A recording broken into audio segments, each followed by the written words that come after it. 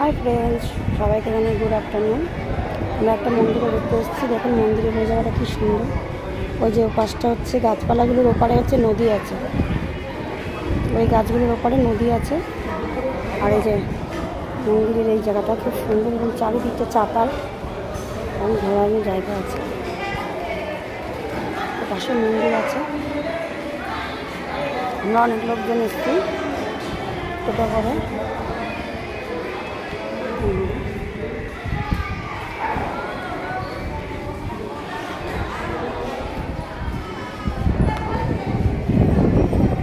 আমরা এখন পুজো দেবো, পুজো দিইনি এখন।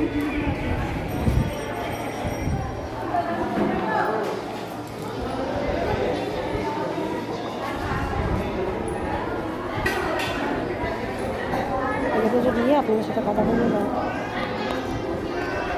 লোকটা কি